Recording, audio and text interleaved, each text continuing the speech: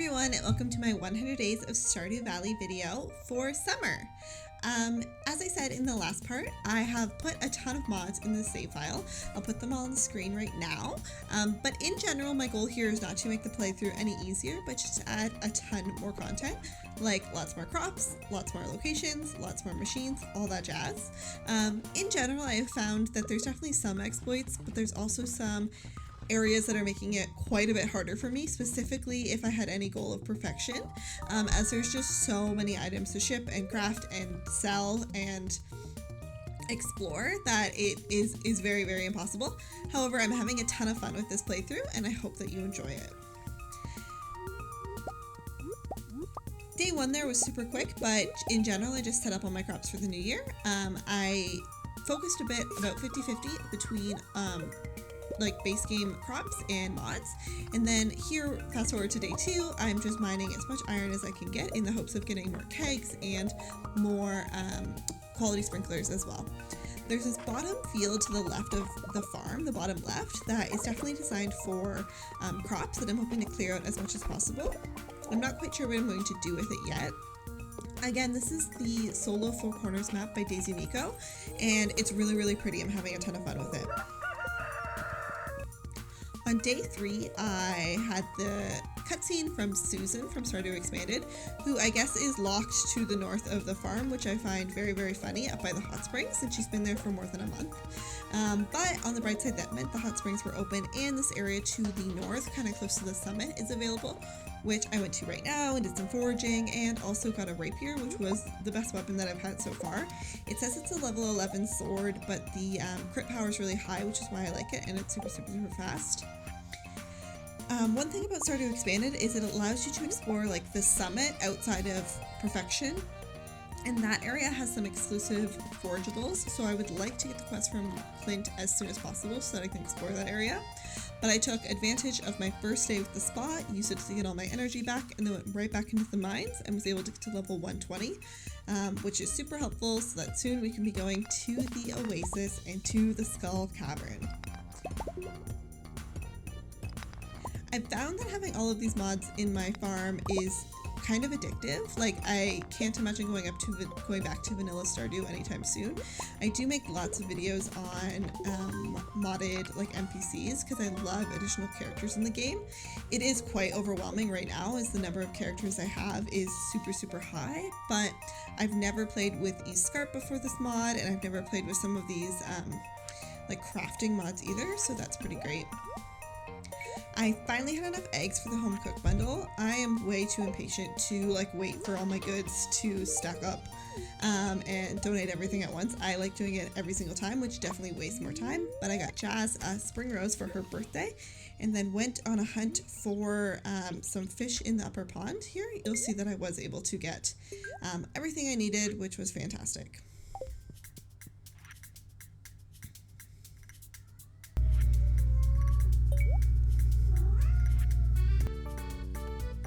I, on the 4th, went back to the hot springs once more for some more energy. I'll be taking advantage of that a ton in this playthrough. And then went back to the mines for some copper as I need it for some more crafting items, specifically for more tappers. And then I went to open all of my geodes as much as possible from Clint, and I got some goodies, hoping to get as much of the museum done as possible.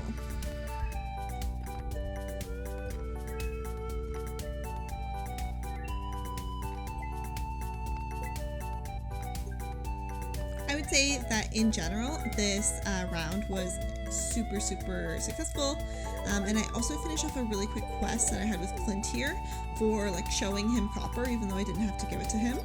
And then we started, which was going to be the bane of my existence for all of summer, which was the attempt at catching a squid.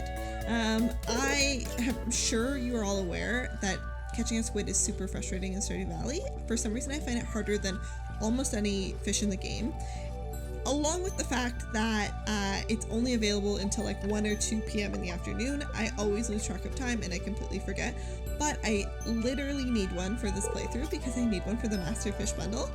It's either that or the lava eel, so I am on a mission to get it as soon as possible.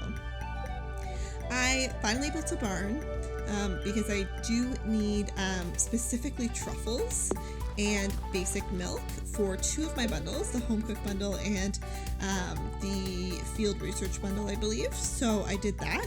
And then you'll see my saving grace, which is these zesty tuna sandwiches from Ridgeside Village that are for sale at Pika's because they give you literally +5 to fishing.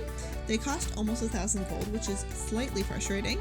However, I hate fishing in this game. It is not my favorite, so I will take full advantage of that as much as possible, and you'll see that it did work, and I did get a sturgeon, which I'm going to duplicate at first and then bring into the museum.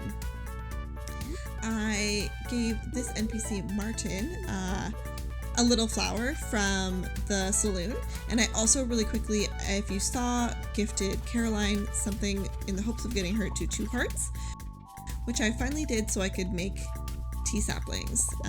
Tea saplings are super profitable in Stardew Valley.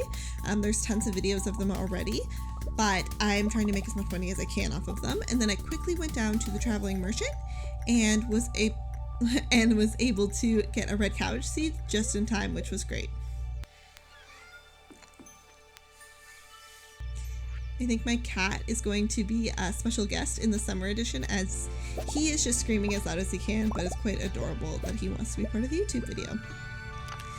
The cotton seeds that I had planted earlier can be used in the cloth maker for twine, which is great, and they sell for pretty good gold considering the upgrade, so I want to take full advantage of that.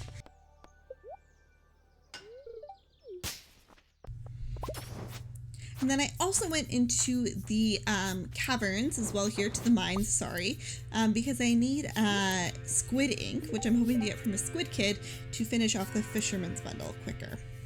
Finally got to level 8 farming, which is fantastic because now I can make kegs and a bunch of other things. And I went through and realized it was a villager named Olga from Ridgeside's birthday, so I gave her a green bean in the hopes of befriending her.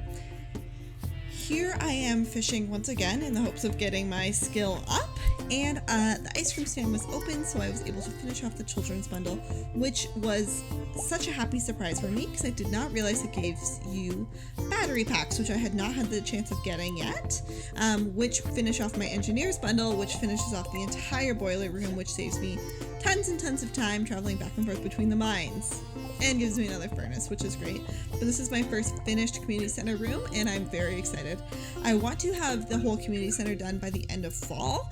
I'm not sure, I'll have to get a little bit lucky with the traveling cart, but I think it's doable. Here's just a cute little Junimo animation. And this day I went at 7 a.m. to try to get a squid as soon as possible, and bought some cows for my barn. I think I bought 1 white one and named her Tangerine. As I am still going with the citrus theme, I don't know why. And then I got a brown cow and named it Clementine, I believe. Yes. As I need 10 just like basic milks for the home cook bundle. Finally got my steel axe back, which unlocks the secret woods, and I gifted Maru for her birthday a gift as well. And here's the secret woods. I found out that they have these poison red Baines berries for sale, or for a forage, which is very cool. And I put a strawberry into the soup at the luau. This was a good response. I was hoping for better because it was a gold star strawberry, but I guess I did not have my math right there. However, I will take any advantages that I can get from friendship, so I was very happy. And I started building kegs now on the 12th.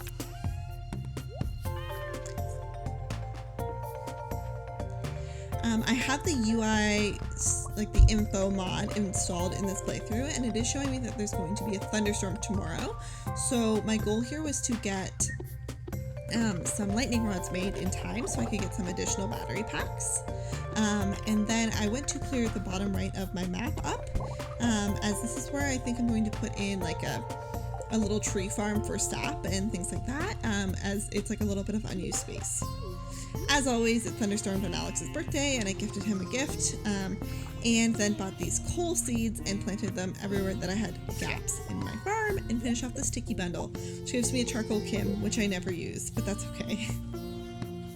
I also needed a red snapper, I believe, the summer rain fish that is exclusive to that season, so I did that immediately, and then also spent the 10,000 gold for a lightning rod as it was storming, and I figured why not.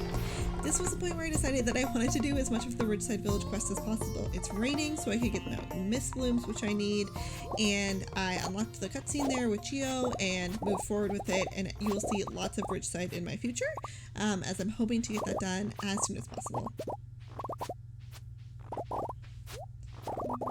I love the sound of harvesting blueberries. It's got to be one of the most satisfying sounds in all of Stardew. But I bought some some coal seeds, sorry, and went to the secret woods in the hopes of getting fiddlehead ferns and anything else that I could find. It was Flora's birthday, so I gifted her a gift and then upgraded my barn for the first time. I have to get it to the final upgrade if I want to have pigs, and I want them to produce truffles before winter, so that is my goal. And I finally had 15 row, so I was able to get that all put together for the fish farmers bundle. Here I'm still doing a little bit of farming in the mines, and then I reached level 9 farming and unlocked a few different items. Now that I have the red cabbage, I'm hoping to finish off the wild medicine bundle, and I just need one white algae, so I was farming it here with red slimes, and I was able to get it, so I finished off that bundle, and I submitted a couple other things to finish off the summer crops bundle, and got the campfire cookouts, which come in handy later. Here you see I am once again trying to clear this bottom right area of the farm for that tree farm. It is taking me like super long, but because I refuse to buy items to increase my energy, and I'm trying to save as much money as possible. And then I'm back on a mission for squid. I started at 9 a.m. this day, and finally was successful on this round. The moment I had the squid, I ran to the community center to submit it. I probably should have duplicated it in the fish pond, but I honestly was way too excited. And then I gave a cola to Sam for his birthday and got Clint to upgrade my weapon again.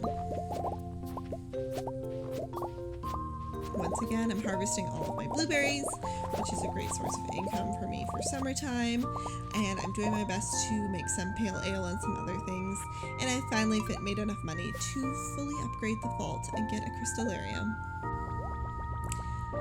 This is the point in the playthrough where it is raining. I quickly gifted something to Kenneth here for his birthday, but then I decided that I needed to go to the Bridge Deep Forest to collect as many items as possible, and because I need these items in the top left, the mountain mist blooms. They only appear when it is raining in Stardew Valley, and you need to gather 30 of them to complete the quest, so if it doesn't rain, you're kind of stuck. You'll see here I died because there was a lot of creatures coming for me in this playthrough.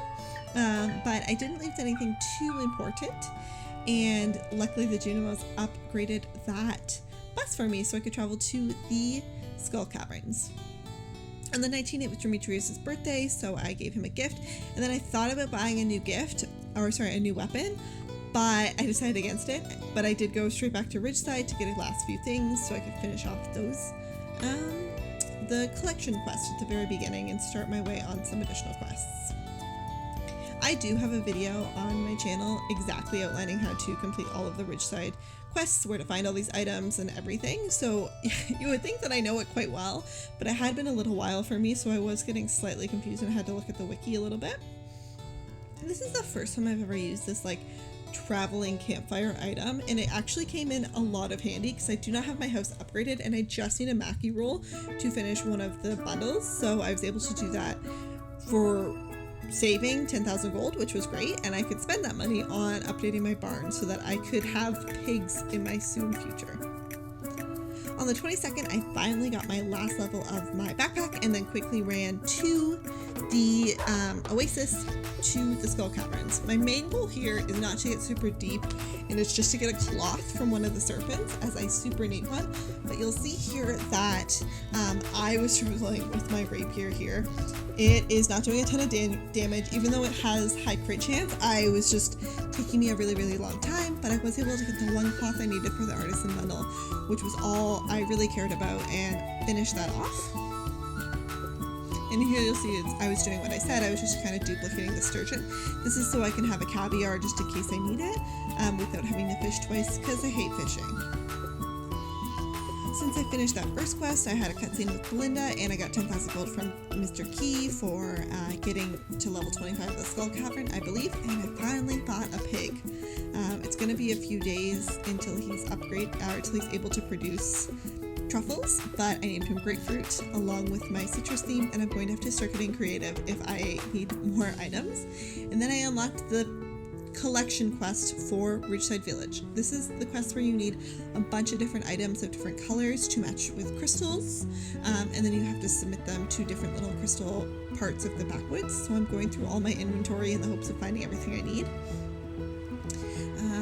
The first one is red. You'll see I'm filling it up with these berries that ended up not being worth a ton of money, and also bait, and then I did purple here. I have a video where I explore all of the different items you can put into them and what is the easiest. For example, green, the easiest is definitely fiber, and yellow, it's definitely hay.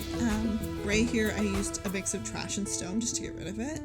And orange, I used coffee beans and some random forage I had in my inventory, but you can also even use copper.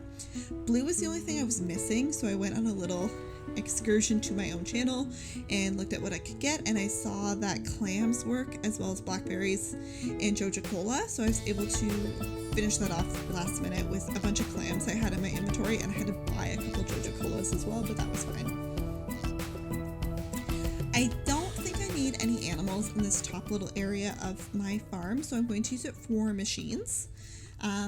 So I was starting working on that there, and then I gifted Mr. Augur a gift for his birthday as well, and then went and caught the Scorpion Carp to finish the Master Fisher bundle.